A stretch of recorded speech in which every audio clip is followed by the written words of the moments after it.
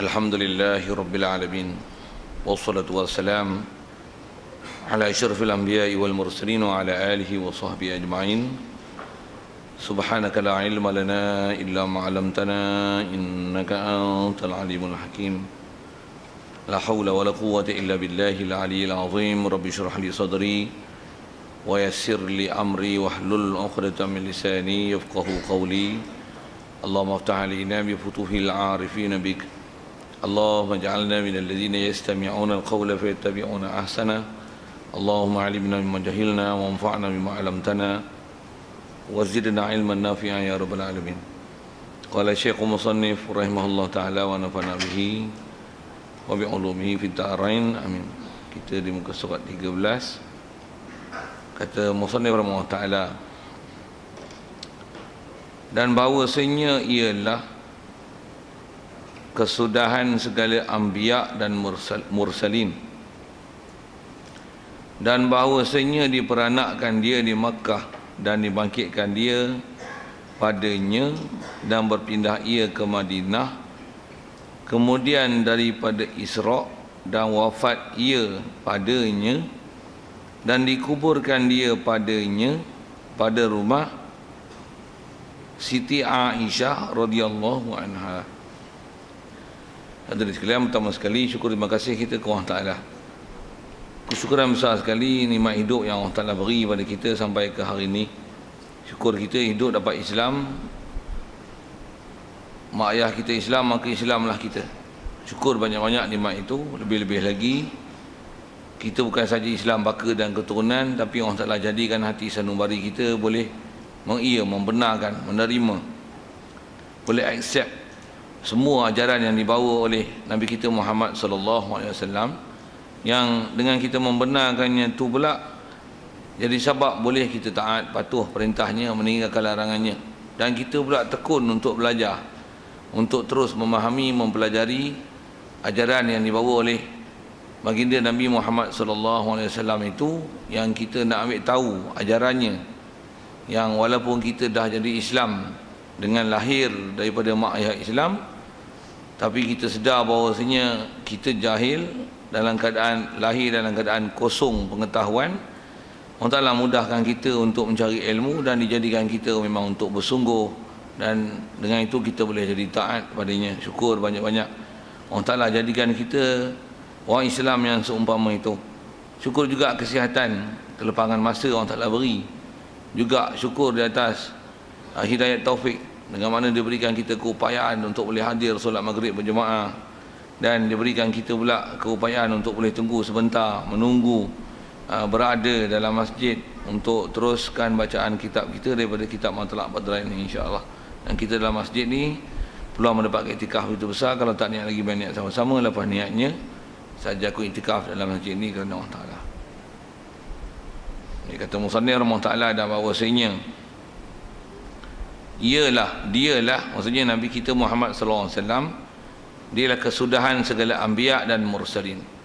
Jadi hadirin sekalian, apa yang kita nak sambung ni adalah akhir dalam bab-bab perkara yang berkaitan dengan akidah, khusus membicarakan keimanan yang wajib diiktikad kepada Nabi kita Muhammad sallallahu alaihi wasallam. Antara yang kita bicara dulu adalah beberapa sifat dan ciri yang mesti ada pada Rasulullah yang istimewa, antaranya warna kulit. Dan ada kita bicara di bulan puasa itu, dengan kita dah baca beberapa kali di bulan Ramadan lepas, khasnya yang terakhir kita bicara tentang bagaimana hukum mengikut kaedah syarak dan keberangkalian boleh berjumpa dengan Nabi kita Muhammad sallallahu alaihi wasallam, dan beberapa permasalahan akidah di situ. Jadi yang seterusnya kita nak baca ni, yang ni kalau ikut benda akidah yang termasuk dalam common knowledge, benda yang istilahnya maklum fiddin bid-darurah. Baik, apa dia? Wajib kita i'tiqad bahawasanya ialah, maksudnya dialah Nabi kita Muhammad sallallahu alaihi wasallam ni, dialah kesudahan segala anbiya. Bila sudah segala anbiya, maksudnya semua nabi-nabi dikunci, ditutup dengan datangnya, dengan terlantiknya Nabi kita Muhammad sallallahu alaihi wasallam. Itu Nabi, begitu juga mursalin, semua orang yang diutus jadi Rasul. Jadi anbiya tu dia lah plural daripada singular dia nabiyun. Nabiyun, nabiyani, anbiya. rasulun mursalun, mursalani, mursalina. Cuma didatangkan dengan mursal, jamak dia mursalin. Kalau dengan datang rasulun, rasulani, rusul, sedikit kalimah macam itulah. Tujuannya nak cerita kalimah tu saja. Kita dah biasa dengar Nabi Rasul. Macam mana pun bab akidahnya, kalau tuan-tuan tak pandai kalimah Arab, betul dengar akidah macam ni yang kena faham. Datangnya Nabi kita Muhammad sallallahu alaihi wasallam, tidak akan ada lagi Nabi dan Rasul yang baru, yang Jibril datang memberikan wahyu kepada dia, dengan itu terlantiklah dia sebagai Nabi ataupun Rasul. Sedia maklum, termasuk dalam maklum fiddin bin durrah. Baik, akidah tu jelas. Macam mana pun sedikit kalau kita lihat apa yang ada keliling kita, walaupun akidah begitu terang jelas, ibarat di panah, di bawah matahari rembang tengah hari, suluh dengan spotlight, ada lagi orang mengaku jadi Nabi Rasul. Tujuan saya nak sebut tu apa dia tuan-tuan? Ada benda dalam bab akidah ni cukup senanglah pengetahuan Islam ni. Yang orang itu yang saya sebut dengan istilahnya, kalau istilah Arabnya sebut maklum fiddin bidururah. Dia adalah benda yang syai', dia adalah something that is very simple, simply known among the Muslims. Jangan satu Muslim, hatta non-Muslim also know about this. Our Muhammad sallallahu alaihi wasallam, the Prophet Muhammad sallallahu alaihi wasallam is the last messenger. Non-Muslim, even the non-Muslim know about this. Macam mana boleh Muslim begitu stupid macam tu tak erti dalam bab ni, dan dia boleh declare, dia boleh dakwa aku Nabi Melayu. Apa ni, seumpama tu lah. Macam mana pun pengajaran sikit kalau kita ambil di situ tuan-tuan tentang fenomena yang ada tu, apa dia, kalau kita lihat sikit dan kaji sikit, buat analisa sikit, kenapa boleh sampai orang Islam yang keturunan Islam, namanya pun nama baik-baik, tapi walaupun mak bapak di Islam, duduk dalam negara yang berpelah dengan bahasa negara Islam, pasal diperintah oleh orang Islam, banyak pendidikan Islam, ada pelajaran Islam, tapi dia jadi jahil bengong sampai teratur. Nak menunjukkan apa? Kita orang Islam walaupun lahir dalam keadaan Islam, tapi bila cuai belajar, dia ada sampai tahap tu. Tahap mana? Tahap sampai bengong, sebengong-bengongnya, bukan saja bengong, kafir tu. Sampai istilahnya even the non-Muslim know that our Muhammad sallallahu alaihi wasallam is the last messenger, dia boleh don't know. Nampak tak? Inilah bahayanya jahil, inilah bahayanya tak pergi belajar. Sikit bila sebut jahil dan tak belajar kan. Macam mana boleh tak belajar? Sikit kalau kita buat analisa di situ. Macam mana boleh tak belajar? Dengar saya nak sebut, kod bahasa saya nak sebut ni kasar sikit. Apa dia? Macam mana boleh tak belajar? Sekolah tadika. Tadika pula, tadika, saya nak sebut macam ni lah. Tu saya kata saya nak sebut ni kasar sikit. Tadika kerajaan. Tadika kerajaan bukan ajar Islam kan. Pakaian pun non-Islamik. Tadika Islam lah. Tadika kerajaan punya yang tadika tu lah kan. Yang kemasnya tu. Perempuan dia pakai tudung lah, tuan-tuan jawab untuk saya. Tidak kan?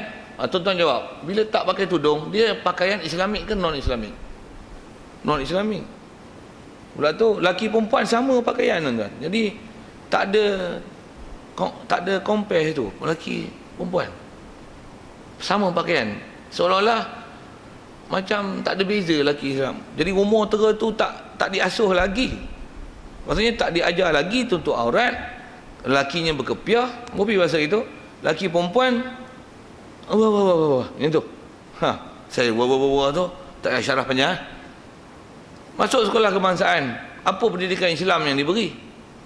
Masuk sekolah assembly, apa? Negaraku. Jadi pendidikan kebangsaan tu, saya kata very sorry lah kalau saya cakap ni kod sensitif, tapi itu realiti kita kan. Benda yang betul ni dia kena cakap walaupun baik. Dan jangan tuan-tuan jadi bodoh bila sebut itu, ni politik lah, aku tampak lagi tuan-tuan duk belajar tu. Dengar saya sebut, itulah sebab tuan-tuan jadi bodoh. Minta maaf saya sebut. Berapa ramai orang yang sampai universiti tuan-tuan, dia belajar pendidikan kebangsaan ni daripada bawah sampai universiti, Tapi oleh kerana tak ada pendidikan Islam luar yang dia belajar, mak bapak dia tak hantar pendidikan Islam yang lain daripada sistem persekolahan, bodoh sampai keluar universiti tak boleh baca Quran. Betul saya cakap? Betul saya cakap? Betul saya cakap? Kalau dia belajar agama pun dia kerti agama pasal apa? Pasal pergi ikut pengajian masjid, surau, pergi sana, pergi usrah sana, usrah sini, sini, pergi ikut pengajian, ada orang cuti sem apa pergi belajar. Itu yang dia dapat pengetahuan Islam. Dengan pendidikan kebangsaan dia tak dapat. Kasar sikit tu saya kata, kasar sikit bahasa. Kasar tak kasar tuan, itu ialah realiti masyarakat kita. Dan itulah masyarakat yang hasil dalam negara kita. Tu yang kalau selain daripada yang main masjid ni, macam mana? Tuan-tuan jawab. Banyaknya bengong lah. Mungkin tak datang tu sebab sibuk urusan tu satu hal, tapi memang bersembahyang, jaga syariat tu satu hal. Yang tak main langsung. Sampai even kata Jumaat pun tak datang. Ni budak-budak mana ni? Budak pondok Budak sekolah Arab? Budak pasti? Budak taski? Budak tadika Islam? Budak mana ni? Budak sekolah kebangsaan lah. Oh, kasar tu. Kasar tu. Ada juga yang baik. Mana budak yang baik? Mana? Oh, dia orang duduk asrama. Berapa orang yang duduk asrama? Berapa orang yang tak duduk asrama? Kenapa tak boleh datang masjid? Mak bapak dia tak panggil. Itu mak bapak dia tak panggil. Cikgu dia tak ajar ke kat sekolah? Mak bapak dia memang tak ajar. Cikgu dia tak ajar kat sekolah ke? Dan cikgu memang tak pernah ajar. Kasar saya cakap. Mana ada cikgu sekolah kebangsaan bila masuk azan waktu Allahu Akbar, Allahu Akbar. Pelajar sekalian, kalau telah sekolah pun dia ada sistem pembesar suara dalam kelas kadang-kadang ada yang macam tu walaupun tak ada, saya anggap macam ada lah. Dia boleh beritahu lah, pelajar sekalian, azan telah dilaungkan, jadi kita masih berjemaah di masjid beramai-ramai di surau. Lepas tu kita akan sambung sesi persekolahan selepas daripada azan daripada sembahyang zuhur berjemaah di surau. Sekalian dimaklumkan. Ada sekolah mana buat begitu? Tak ada ni. Dengar saya cakap, sekolah SMKA tak buat begitu. Saya bukan tak tahu sekolah SMKA. Saya pernah masuk sekolah SMKA apa, sekolah Izzuddin tak buat macam tu. Saya bukan tak pernah masuk sekolah Izzuddin, saya pergi kursus sekolah Izzuddin kan. Maksudnya kalau sesi sekolah daripada pagi sampai katalah 2:30 habis, dia langgar waktu zuhur tu. Istilah langgar tu maksud saya, tuan-tuan tolong syarah tu langgar waktu zuhur tu maksudnya apa? Dia tak buat break tau. Dia tak break untuk zuhur di awal waktu. No. Tak ada event dalam kementerian break untuk sembahyang zuhur. Lepas tu sambung selepas sembahyang zuhur, dan sembahyang berjemaah ni termasuk dalam aktiviti resmi sekolah berjemaah dalam jadual, dalam event sekolah. No, tak ada sekolah buat begitu. Sekolah kebangsaan tak ada yang macam tu. Kalau ada, tolong kita ada angkat tangan. Saya kata kasar tuan-tuan saya cakap, tapi tuan-tuan nak akui tak akui, don't be bodoh lah. Ini realiti masyarakat kita tuan-tuan. Contoh kadang-kadang kita kerti agama pasal apa? Pasal main masjid.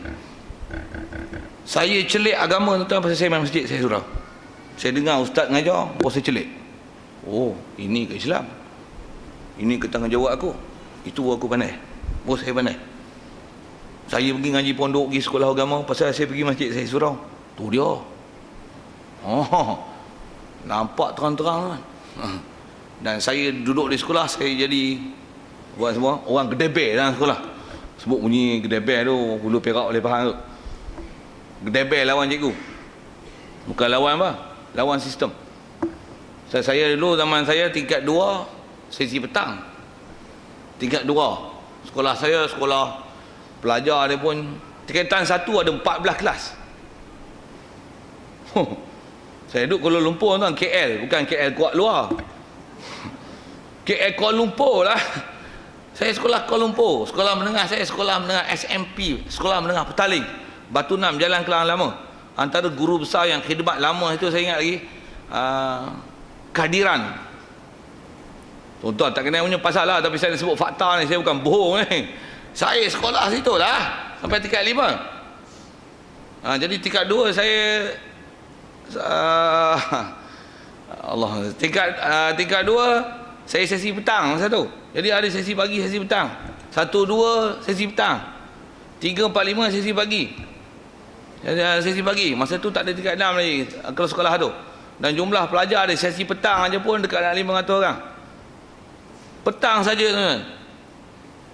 Bila petang memang waktu assembly masuk kelas, memang dia tak ada assembly, ada ucapan lah, ada hari tertentu lah. Tapi mesti beratur kat kawasan kat Padang. Bila beratur, waktu masuk 1, kadang-kadang 12.45, kadang 1:30. Tu pun waktu zaman yang lepas dijolok jam, setengah jam, lepas tu tolak setengah jam lagi. Faham tak? Tak faham tu tak duduk Malaysia tu. Zaman tu punya jam lah kan saya sebut. Jadi ada waktu yang waktu Zuhur. Bila dah masuk Zuhur, tak sembahyang Zuhur gitu kan? Macam mana? Bila nak sembahyang Zuhur, asar tu pun asar kalau tak langkau waktu asar. Waktu bila boleh sembahyang Zuhur? Saya lah antara hero, pasal saya the chairman of pelajar-pelajar Islam tu. Pasal dia tahu tengok muka gedebel ni, mesti buat kita punya grup. Masa saya sesi petang saya chairman, lepas masuk 3, cerita 4, cerita 4 saya chairman, cerita 5 pun saya chairman pelajar-pelajar Islam. Apa saya nak sebut ni, kita terpaksa buat satu grup yang pakat pergi jemaah. Kau tak boleh sembahyang Zuhur. Masa sesi belajar mana boleh, teacher kalau please may I go out, you can go. Tapi teachers, can I pray? Ada surau kan? Surau ada, sekolah ada surau. Please teacher, can I go to the mosque, to the surau? I want to pray there. Can you give me an answer? You think the teacher will give you permission to pray to your God, to pray to Allah, to salat? You think the teacher will give you permission or not? Answer me please. Mula saya garang. Saya ingat zaman saya sekolah saya garang.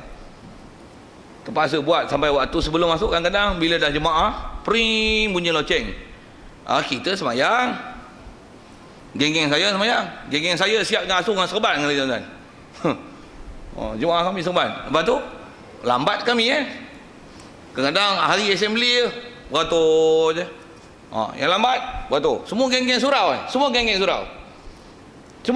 jemaah jumpa cikgu disiplin, kenapa lambat? Tuan-tuan tolong jawab untuk saya.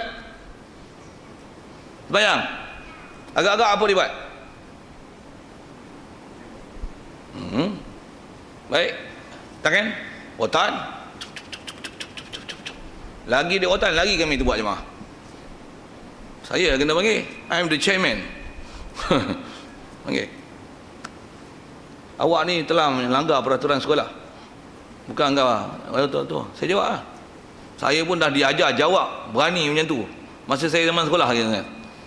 Saya tak tahu lah Allah Ta'ala anugerah kat saya apa, saya tak tahu. Tapi pasal ikut pergi surau masjid, jumpa ustaz pun garang-garang. Ustaz saya ngaji tentang ada ustaz-ustaz yang garang-garang. Saya ni kalau ikut tak garang. Ada ustaz garang yang saya masa duduk masjid surau dulu masa KL tu, ada ustaz yang garang lagi pada saya. Kalau yang dah jadi almarhum yang saya dan masa tu Kuala Lumpur, antara ustaz yang masyhur dulu adalah ustaz almarhum Ustaz Ghazali Hasbullah. Tu zaman saya mula sedar, mula celik mata, antaranya zaman dia.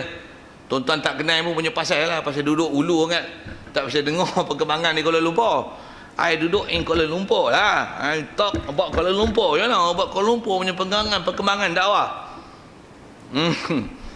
Saya nak cerita apa tuan-tuan? Itu sebab saya sebut tu dalam 500 pelajar yang kami yang kena rawatan yang pergi sembahyang jemaah ni tuan-tuan, tak sampai 20 orang pun. Yang ni lah nak jaga kan. Saya yang duduk dalam kelas sambil-sambil duduk sebelah, kau sembahyang, subuh sembahyang, zuhur sembahyang lah. Zaman tu zaman mulut lesio. Laser kan. Dalam kelas kami, kalau saya geng lelaki lah, perempuan tak campur lah, susah sikit. Dah tahu batas-batas tu. Lelaki ni siapa tak sembahyang jumpa dakwah. Sampai sembahyang kan, sampai menangis pasal apa tak sembahyang. Bagi masuk neraka macam ni. Kau sanggup ke masuk api neraka ni? Tak ada join kami jemaah. Saya kelas sains. Masa tu ada kelas perdagangan dan perusahaan. Saya kelas mula-mula masuk perusahaan, lepas tu masuk perdagangan. Pasal saya agak cerdik sikit, dia masuk kelas account lah kan. Tak faham sudah saya cakap apa saya cerita ni. I'm talking about pendidikan yang sampai zaman kita ada orang Melayu Islam, mak bapak Islam, nama pun Islam, Kahar Ahmad tu mengaku Rasul Melayu. Ya, siapa ni? Rakyat Malaysia, warga negara Malaysia ikut sistem pendidikan Malaysia. Itu kalau kita sebut dia seorang je. Tengok hal lain. Itulah kot nak sebut kan. Macam mana pun, inilah masalah kita tuan-tuan. Pasal nak sebut benda macam ni, tambah nak baca kitab ni. Baca kitab lalu ikut elok-elok pengetahuan pula tu. Kadang-kadang pengetahuan just pengetahuan. Dalam buku silibus, dia hanya silibus tau. Nabi Muhammad untuk sirah-sirah ni bukan tak pernah belajar ni. Ada benda yang saya baca ni tuan-tuan pun tahu. Tapi ada benda tak diberi penekanan dan tak diberikan fikrah. Apa lagi tak diberikan faham, tak dipasak elok-elok, yang sampai dia situ ada prinsip dan apa fenomena di sekeliling dia boleh analisis. Dia boleh nilai dan beri hukum. Tak diasuh itu. Just knowledge only. Kalau subjek pun pengetahuan agama Islam. Just knowledge only. Okay, that's all. Masuk ke Asia. Habis tu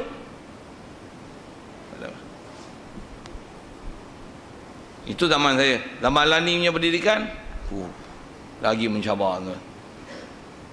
Siapa guru-guru pernah duduk sekolah kebangsaan ni tahu lah.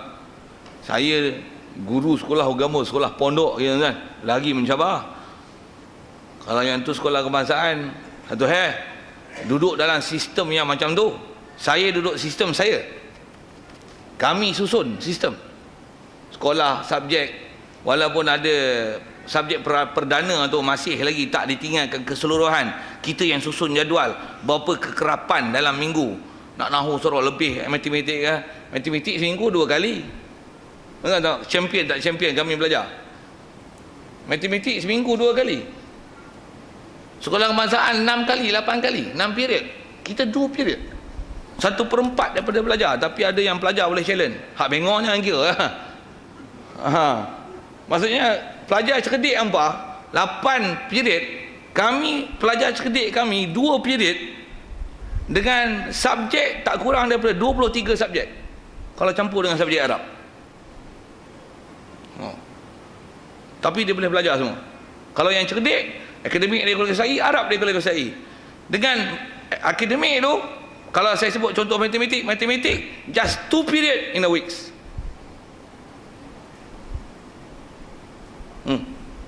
Dalam sistem. Tapi jenuh kepung yang kalau sikit saya sebut, ada guru-guru yang pasal bila ada PMR pun nak dihapuskan dalam sistem sekolah apa, ada SPM. Adalah subjek-subjek Arab yang guru luar datang, ada soalan lisan, ada peperiksaan lisan kertas 3 bahasa Arab antaranya. Dulu ada, kalau kami pernah dulu lah ni ada guru luar yang datang. Baru ni daripada Idris Shah punya guru. Tak pernah datang kali pertama lah. Pasal sebelum ni daripada Pekelang Hulu punya. Dan ni ada yang daripada Gerik. Tahun ni yang Geriknya datang. Cek lah budak-budak. Ada yang budak-budak yang bagus-bagus lah, yang teruk Allah. Sampai dia kata kat kami macam ni, Ustaz, tak boleh ke pilih sikit pelajar ni, yang mana yang teruk ni, tu salah ambil pelajaran bahasa Arab. Sekolah kebangsaan memang macam tu. Dia kelas agama ni kelas pilihan, selected ni. Maksudnya pelajar cerdik-cerdik minat agama, ambil kelas agama. Betul tak? Betul tak? Tak betul? Bodoh apa kata tu, awak tak tahu. Enggak tahu, saya punya bahasa macam tu lah tuan. Tak kira lah orang tua orang muda kau dengar lah. Orang saya duduk depan, I'm the boss, you know. Saya cakap siapa nak cakap apa. Takkan sampai tak tahu macam tu, takkan tak tahu perkembangan. Dia kelas pilihan tau. Budak-budak yang memang bahasa Arab drop, dia tak pergi masuk kelas Arab. Yang ni akan mengurangkan kami punya peratusan kelulusan belajar. I know, I'm a teacher, you know, I'm a secondary school teacher. Oh, ingat tak kerti orang putih ke? I'm a secondary school teacher. I know about this, you know. Nak cerita PBS apa, I can tell you about that, you know. Tambah tuan-tuan guru sekolah, tuan-tuan senyum nak dengar saya cakap apa tau. Apa saya nak sebut? Jadi ada pelajar saya nak sebut, ada guru yang di guru tu di cadangan, tak boleh ke gugurkan pasal pelajar ni teruk sangat.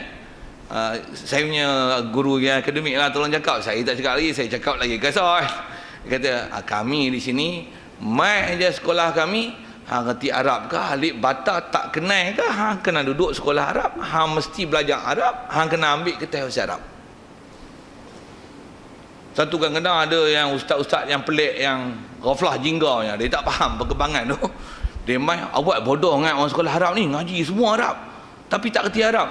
Macam mana nak pandai? Dah lah tak pilih. Yang main tu pun sampah. Tapi kami nak cycle bagi jadi barang kualiti yang grade A. Bayang tuan-tuan macam mana nak buat? Taik tuan-tuan nak buat bagi jadi nasi. Sikit saya nak buat bahasa itu. Bukan senang. Bahasanya mustahil lah, tapi benda tu tak mustahil kalau nisbah nak ubah manusia. Tapi letih lah, kepung, anak kepuk ni tampak, anak tepih tengkih tu, cuk. Macam kungfu tuan-tuan. Tu saya nak sebut, saya duduk dalam sistem saya, kami susun sistem, kami susun silibus, kami susun waktu, kami susun guru dengan disiplin belajar. Macam tu punya kualiti, punya susah nak boleh. Tuan-tuan bayang duduk sekolah kebangsaan macam mana. Dengan duduk pun rumah, pengaruh, pelajar, sosial, subjek, pilihan, pengaruh. Saya sebut itu ya. Tuan-tuan tolong sebut tu saya. Agak-agak macam mana pengetahuan agama dia dan bagaimana penghayatan agama dia dalam hidup dia. Inilah kita tengok, walaupun ada sekolah kebangsaan, dia dah balik sekolah, bukan ada buat apa kat rumah. Dia main masjid surau. Berapa orang saya nak angkat tangan, nak cuba angkat tangan. Pelajar yang di SPM sekarang, SPM ke bawah. Berapa orang? Inilah masyarakat kita kan. Anak tuan-tuan semua pergi asrama Tak ada yang dekat rumah yang ada sebawah SPM dan ke bawah, tak ada. Mungkin dia orang pergi ngaji Quran. Baik sangka lah. Saya ni memang orang baik sangka. Dia orang ngaji Quran. Ngaji-ngaji masjid ni tak disyorkan pasal kadang-kadang dia ada bunyi-bunyi bau-bau sikit. Jadi terus pergi ngaji Quran sudah. Mungkin kot. Saya mungkinnya saya ni orang baik. Satu saya baik sangka. Sikitlah tuan-tuan. Apa sih main mana naik angin situ? Bukan naik angin kan. Nak sebut macam mana boleh ada fenomena orang Melayu, orang Islam, nama pun Islam, nama pun bagus punya. Nama Al-Qahhar. Bagus tu. Tapi boleh mengaku Rasul. Kacau. Okey. Sedangkan terang sangat bab Nabi Rasul. Sekali lagi sebut, itu benda terang-terang tuan-tuan. Benda yang tak terang, ya Allah. Itu yang kita jumpa macam-macam fikrah, fahaman. Bab akidahnya baik, bab fiqahnya baik. Baik, selesai. Satu hati-hatilah. Kalau nisbah kita kena hati-hati tuan-tuan, dan tuan-tuan jangan tak tahu, tuan-tuan kena hati-hati juga anak-anak tuan-tuan pergi hantar dekat mana, dan tuan-tuan pantau setakat mana anak-anak tuan-tuan. Saya hantar anak saya sekolah kebangsaan, sekolah biasa tuan-tuan. Sekolah menengah bawa saya hantar sekolah lain. Sekolah agama. Ada yang nak hantar tahfiz apa bila balik, kadang-kadang ngapal saja. Akidah apa tak pandai, tanya tak lepas, duduk rumah ngaji dengan aku. Ngaji pondok, ngaji sekolah Arab, ngaji. Pergi ngapal, saya tak ada nak susun jadual, saya pun hafal sikit-sikit je. Susah juga nak kongkong dia bagi dia boleh ngapal tu. Nak susun jadual, kita pun tak ada masa banyak.